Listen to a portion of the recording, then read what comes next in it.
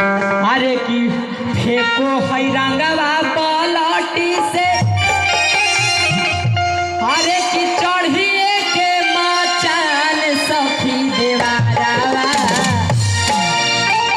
सखी देवारावा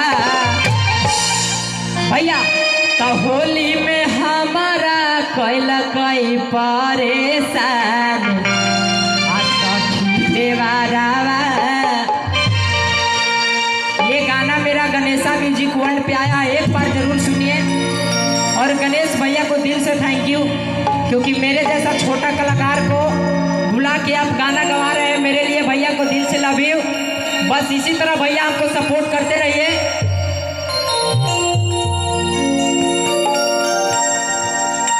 पाटलिपुत्र सांसद डॉक्टर उषा भारती दीदी के तरफ से हमारे पाटलिपुत्रा के सांसद मीसा भारती दीदी की तरफ से बहुत सारा पुरस्कार मिलल, दिल से थैंक यू आप सबको।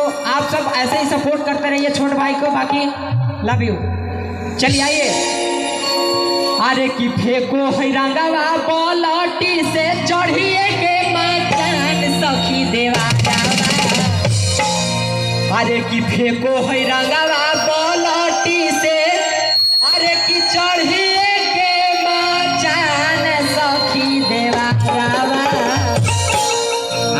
सखी देवारावा।